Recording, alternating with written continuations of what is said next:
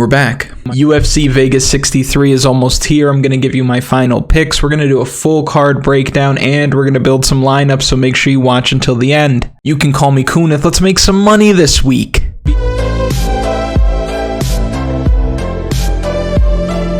It's been weeks, maybe even over a month, since we last spoke, and I know as a result you had to watch some subpar on-camera performances from other channels out there. I'm here to tell you that stops now. Really, it has been a long time, and I've been traveling more than James Harden. I haven't even been here to be able to make these, but I'm here now, and for the time off, I do want to use this as an opportunity to apologize. To absolutely nobody! The double champ does what the he wants!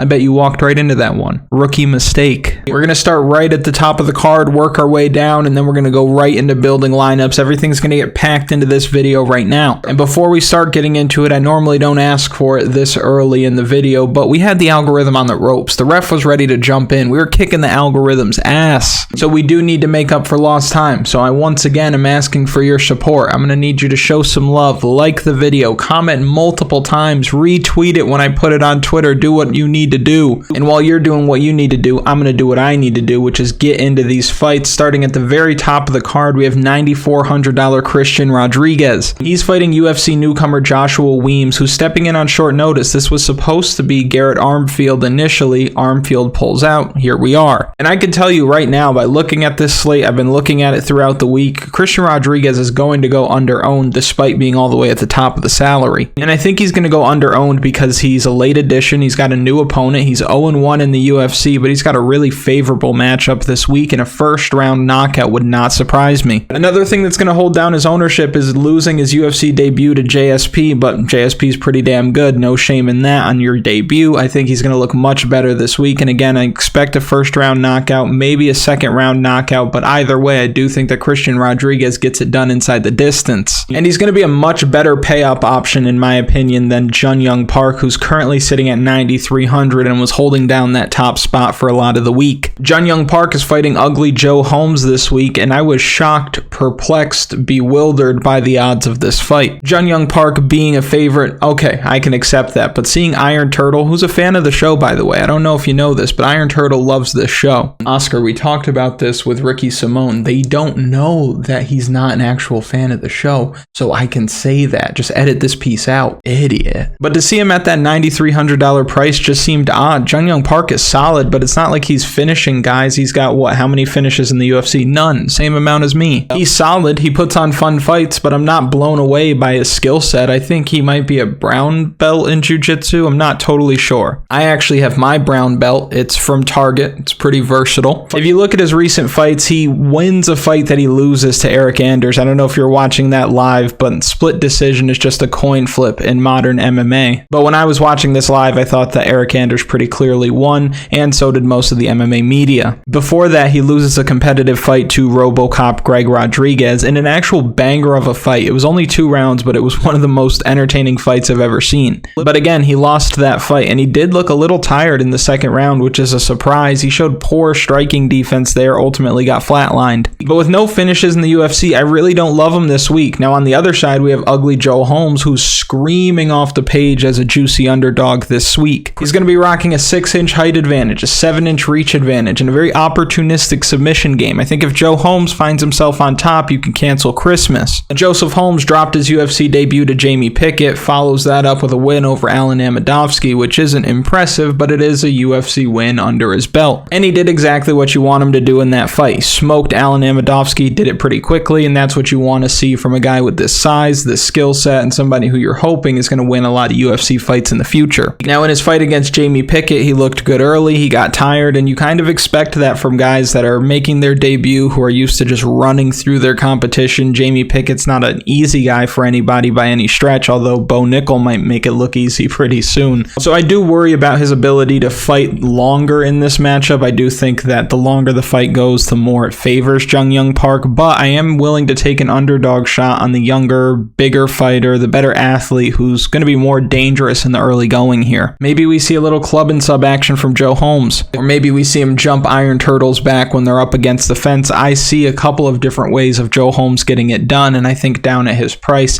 he is in a slate-breaking position. I wouldn't hang my hat on it. If you don't feel like that's safe, I get it, but if Joe Holmes wins the way he wins a tournament. You need to look at upside rather than safety, especially when you're playing these large field tournaments. If you're playing single entry against 100 other people and you don't want to take a shot on Joe Holmes because you're a little bit worried about the cardio, that makes sense. But if you're in a competition where there's 10,000, 100,000 other people playing, you're going to have to take a shot. You're going to have to take some risks and do some things that you probably wouldn't want to. Capiche? But give me Joseph Holmes by submission. Next at 9,200, we have a fighter who probably still chugs Yoo-hoo to this day. We have Chase Hooper. He's fighting Steve Garcia this week. If you've watched this channel for a while, you know there are a couple of things that are true. One, losing to Marina Rodriguez is okay. It's excusable because it happens to a lot of people. Two, if Paul Craig fights, we're taking that submission prop. And three, we chase the dream. And we have to chase the dream this week against Steve Garcia. This is a spot where Chase Hooper is going to be able to work his jiu-jitsu effectively from start to finish. He is a black belt and has been a black belt for a very long time. I think that Chase Hooper is going to be able to have his way with Steve Garcia if this fight hits the mat. We have seen him struggle with long, rangy veterans like Steve Peterson, Alex Caceres, but he's gotten better with every fight. Exactly what you want to see from a guy this young coming into the UFC. And he still has that childlike durability. You know how you were a kid and you were able to jump off the garage roof and you were perfectly fine? And now as a grown man, sometimes if a sneeze hits you the right way, your shoulders hurt for a little while. You know what I'm talking about. Chase Hooper doesn't have that yet. He doesn't have achy shoulders after you sneeze kind of age yet. He still has that young guy's durability, and evidence of that is when he's taking these huge shots and responds very well in the fight. Hooper has good cardio. He can fight all day, especially if this fight hits the mat. He's perfectly fine to fight there for the whole 15 minutes,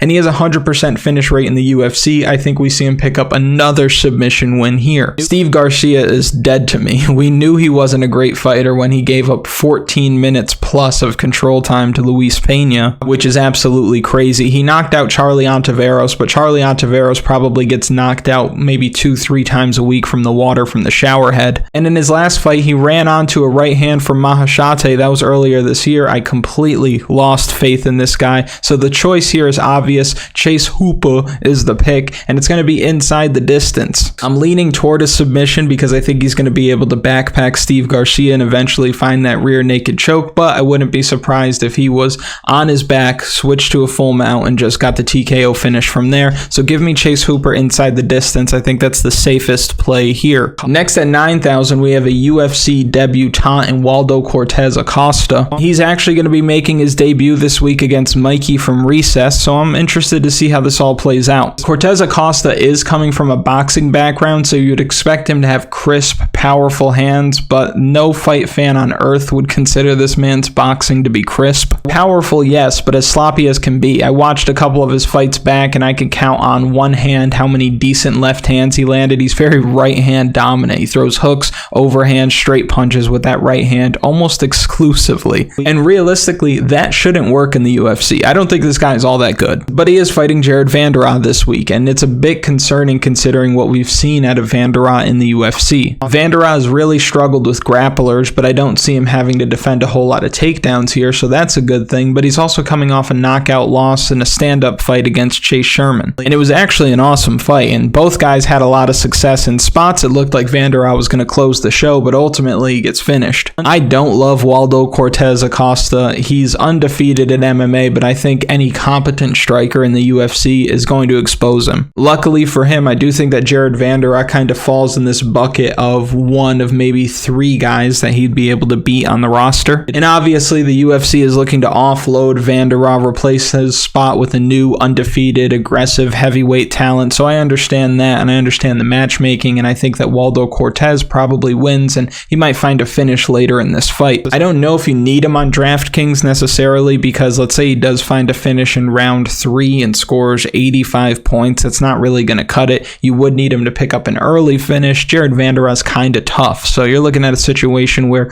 Waldo Cortes-Acosta probably wins by knockout, but might not show up on the winning lineup. We'll use them when we're building lineups later, but proceed with caution if you're going to throw them in yours. Now, those are the premium options, the fighters above 9,000. Before I get into the fighters below 9,000, I do need to let you know something important. I've been reached out to by several companies, several brands that want to do some kind of business together, whether that's content together, whether that's brand promotion. I've said no each and every time, but I have finally landed on a betting partner that I respect, that I like, and that I knew would deliver enough value to me and enough value to you if you want to take advantage of what they have. It's BetUS. They're giving you 125% deposit match. Now, if you go through their site and you deposit $100, they'll give you $125. That's that match. The issue is if you go through their site, that deposit match is broken up. So the 100% is going to be for sports betting, right? You can bet MMA this week. The other 25% is going to be for their casino. And I don't know if they want me to say this. I really don't care if they want me to say this because this is my channel. We do what we want. I don't recommend playing casino on any kind of service like this. I think if you're going to play something at a casino, it has to be one you walk into. Online, it's weird. I say that to say this. If you go through my link, which you'll see in the description, I'll put it in a pinned comment as well. If you join BetUS through my link, that 125%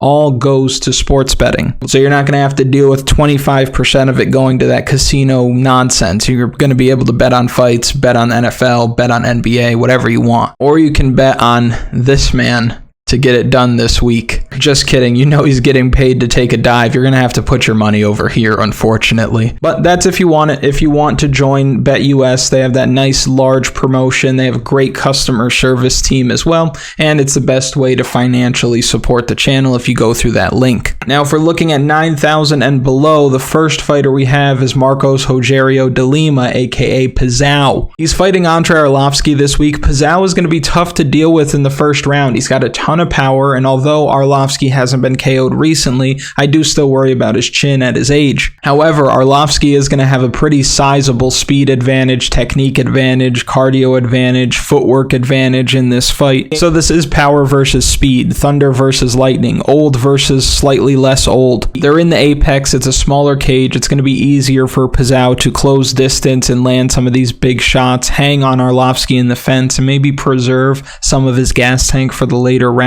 by leaning on him. He's going to weigh in a bit heavier. He's going to be the bigger man in there as well, but his output is so damn low, he's really hard to trust. For DraftKings, this is a tough one for us because if Andrei Arvloski goes on to win a decision and he doesn't take Rogerio de Lima down, doesn't land more than 20 significant strikes per round, you're looking at a situation where he's not going to score very many points. And on this side of the matchup, if Pizao goes out there and starches him in the first round, then you're going to need him in your lineup because he's going to score over 100 points. If you go through his fights in the UFC, the man has a couple of first round finishes. He's got 1, 2, 3, and those all came with knockdowns as well. He scored a ton on those nights. He's actually got another one 4, another one 5. So he's got 5 first round finishes where he scored a ton. And then he has that 3-round fight against Maurice Green, the crochet boss, where he was able to just take him down and do whatever he wanted. Fights that he's lost, Alexander Romanov, kind of give him a pass there. Blagoy Ivanov, impossible to finish. I'll give him a pass there. That is a terrible matchup for Pizao. Stefan Struve submitting him is tough because he's long. It's kind of hard to game plan for. You're not going to be able to bring in guys of Stefan Struve size to train. The submission loss to OSP is damn right unexcusable, though. I don't think that makes any sense for him. Loses to Antigulov, Nikita Krylov. So,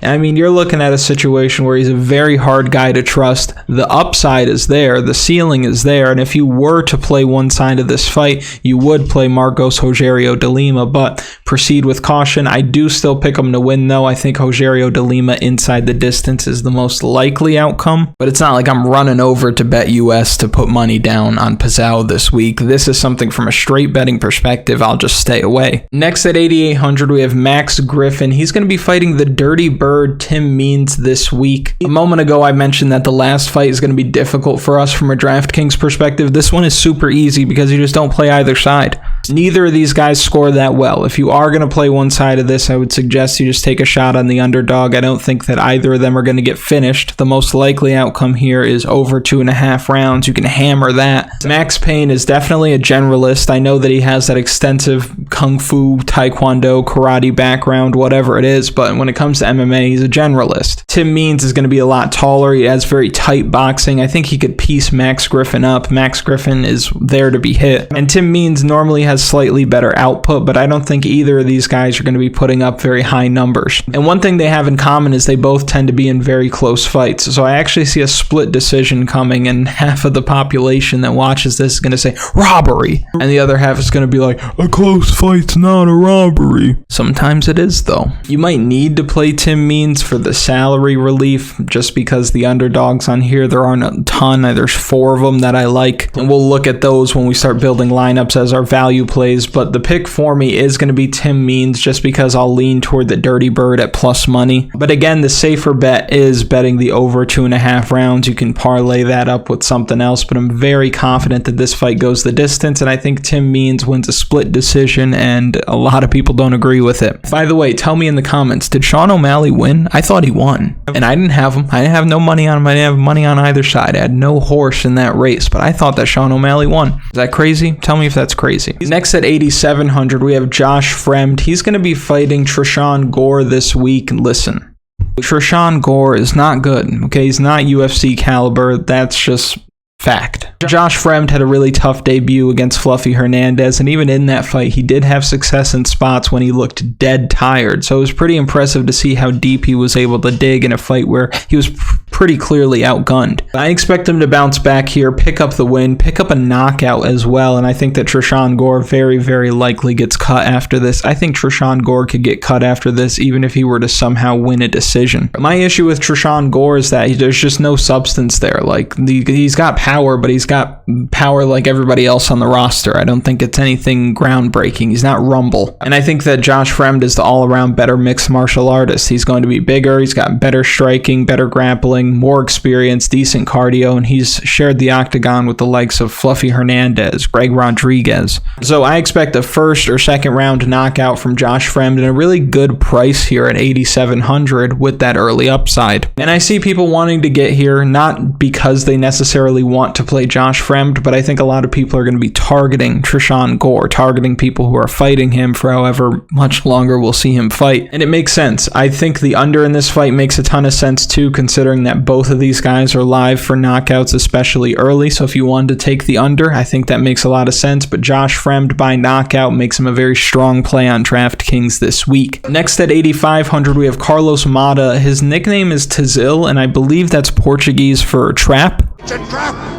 It's a total trap spot, in my opinion. Total trap spot. Dude is stepping in on short notice, making his UFC debut, and it's very, very rare when you would see a guy make his UFC debut on a week's notice and be the favorite. But it's not rare to see Cody Durden as the underdog. Cody Durden gets no respect from Vegas, and some of it's justified and some of it's not. But I think that makes for a very dangerous situation if you're playing Carlos Mota. Cody Durden is 5 fights deep into his UFC career, and he's only been favored in one of these fights, and that was against Aori Kilang, where he ended up winning. But of those 5 fights, he only has 2 losses. So you're looking at a situation where I don't know if Vegas is doing the best job of lining this guy, or they're lining their pockets because they know that you want to get action on the other side. Carlos Mota has decent experience in LFA, fought guys like Charles Johnson, which is a pretty good experience, but he's fighting a dude with 5 fights in the UFC, a full camp under his belt, and if he's able to get the wrestling going, I think he gives Carlos Mota problems. Not too long ago, Cody Durden was fighting JP Bays, and everybody thought, hey, there's a chance that JP Bays could win. Even myself, I said, you know what, Cody Durden's not that great, I'm going to go with JP Bays, and it was even money by close, and he ran through JP Bays. Now, Bays is not good, he can't take a punch, but I say that to say this, Cody Durden's not going to get respect from the Vegas betting line, so you're looking at a situation where plus money is just kind of built into Cody Durden's name. But if Durden is anything, the dude is tough. Again, he can wrestle. He's coming into this prepared at least to fight a hard 15 minutes. And Carlos Mota is going to be under those UFC lights for the first time. No, get those lights off! Off! Turn them off, they're too They're too bright. Turn them off. UFC debut, short notice, jitters. Sometimes that results in bad cardio, and it wouldn't be the first time we've seen that. And Cody Durden scores well when he wins on DraftKings, so Cody Durden goes under-owned this week, has potential to completely take over this slate and take over this fight with his wrestling. Give me Cody Durden by decision and scoring over 100 DraftKings points. Next at 8,400, we have Phil Hawes. He's fighting Roman Dolidze this week. I'm buying Phil Hawes stock, all right? Consistently make you money. Sound fair enough? Now, that has nothing to do with his last fight against Deron Winn, because he should have done that to Deron Winn. But if you look just from a fantasy perspective, in his wins, he scores a ton of points, and I think he can outstrike Roman, and I absolutely think that he could dominate this fight if he's deciding to wrestle. And when you look at the guys that he's beaten in the UFC, his resume is starting to look nice. He basically one-tapped 360 no-scoped my brother Jacob Malkunith, beats Nasruddin Imavov, who is looking like a destroyer lately. Kyle Dawkins is very solid. He drops that fight against Chris Curtis where he was winning the first round. He was looking damn good early, but you can't get into a slugfest with Chris Curtis in 4-ounce gloves. And even in his fight against Deron Winn, right, you expect him to just be able to float on Deron Winn like he did, but he was also taking some of Winn's best shots, like when Winn would really sit down on something and catch him with an overhand. He ate it. And I see him continuing his winning ways, picking up a win over a tough guy in Roman Dolidze, who I think is good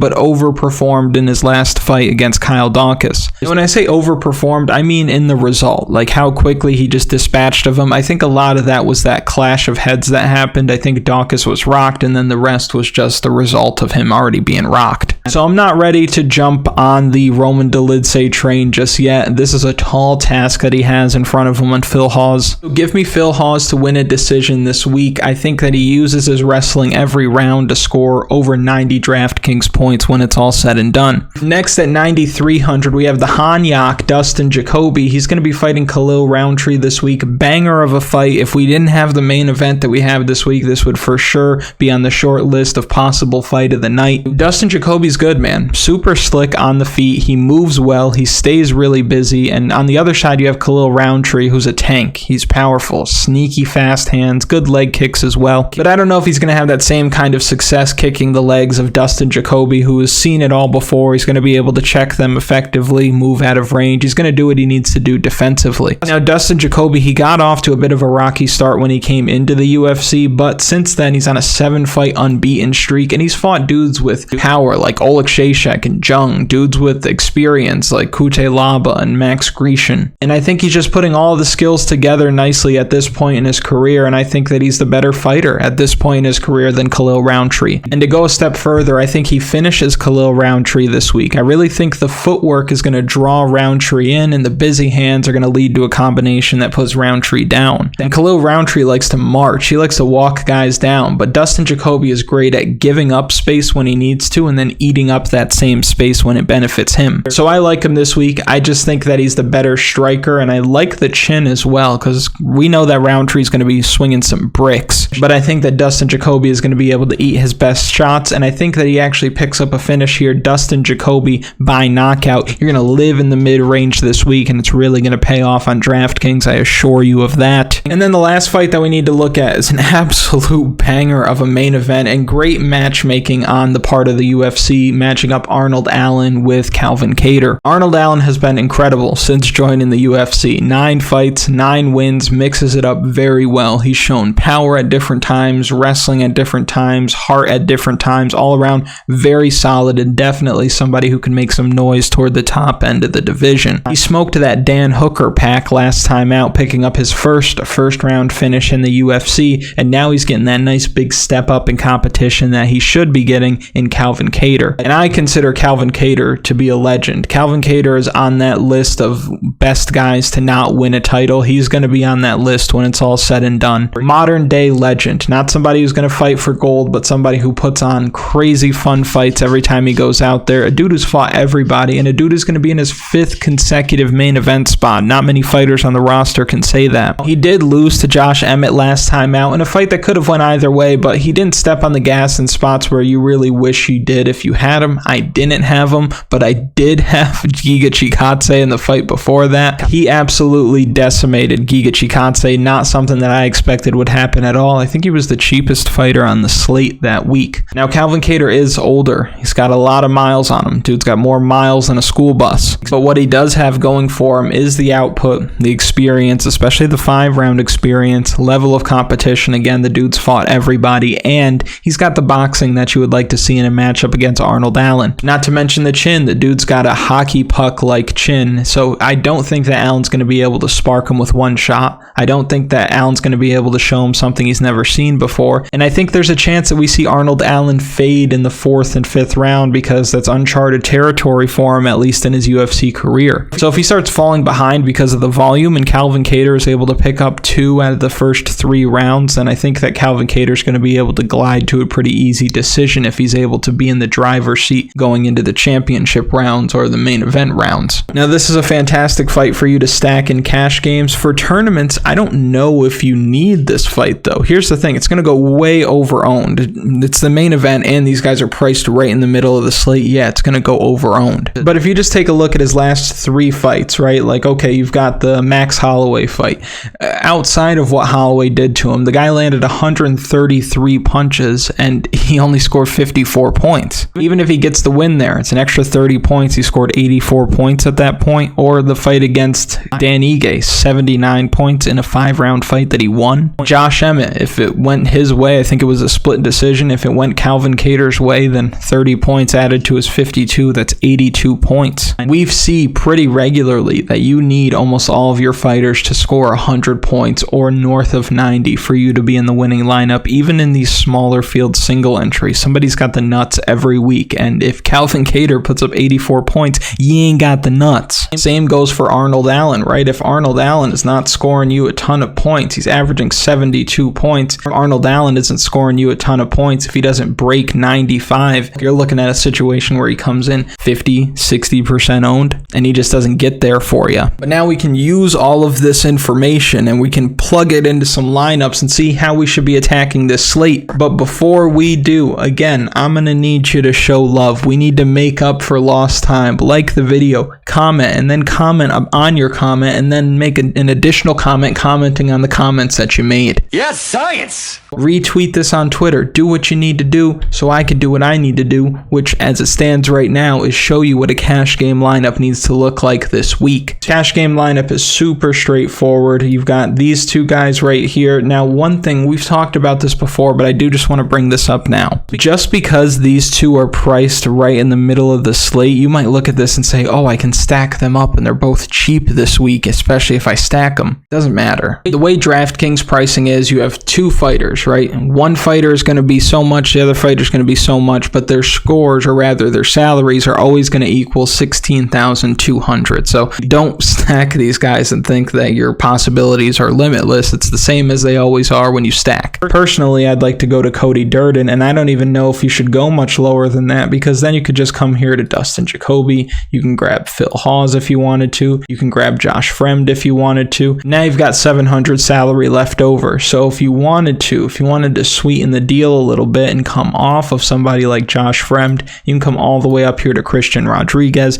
You've spent all the salary, but it doesn't matter because you're in a cash game and you just need to show up in the top 50% to double your money. This is what I would suggest. Now we can take a look at what we need to do in tournaments. How do we win all the money? Well, there are a couple of different ways that you can go about it. So you have to differentiate. That's the first thing you have to do when you're building your MMA DFS lineups. How can I get different? In my opinion, the very best way for you to get different this week is to not play either of these 2 gentlemen. If both dudes have success, it's really back and forth. It's a close fight at the end of it. They might not score that many points. The success of one is going to hinder the success of the other. Now, could one of them go absolutely nuclear and show up in the winning lineup? Of course, but I am going to bank on the idea that it's a close fight and the winner scores less than 90 points. Getting away from the main event is going to differentiate you so much that you don't need to try to get too cute elsewhere. Now, if we were going with the guys that I said before, let's say you went with Cody Durden, for example. Let's say you came all the way down here to Joseph Holmes. Stay with me. You grab Phil Hawes, you grab Josh Fremd, you come all the way up here to Chase Hooper, and then you play Marcos Rogerio de Lima. You've left 200 salary on the table. You played Joe Holmes all the way down at 6,900. You don't have either side of the main event. Very different here. If you wanted to put some extra stank on this, what you could do is take out Pizzao and you can come down here to somebody like Dustin Jacoby. Now you've left 800 salary on the table. Ain't nobody doing this. Ain't nobody got time for that. You can go a step further and take Josh Fremd out of there, come up here to Christian Rodriguez. You left 100 salary on the table. This is very different as well. Now, let's say, for example, you didn't want to play Joseph Holmes. Let's say you didn't have a whole lot of faith in Cody Durden. Well, you're still going to have to play some underdogs and maybe guys that you don't love. Let's say you went with Tim Means, for example, which again, I don't think that he's a must roster this week, but if you're going to approach that fight, you might as well take the underdog. And like we talked about in the Andrei Arvloski fight, if you're going to approach that fight, you might as well take the overdog. I know that's not a real thing. 84.25 left over. I think now we can come here and we can get back to grabbing the Dustin Jacobys, the Phil Hawes of the world. At this point, if you wanted to go grab somebody like Calvin Kattar, I don't hate it because then you can come back and grab Josh Fremd. If you didn't want to grab Calvin Kattar because you were committed to that strategy and trying to get different by getting away from the main event this week,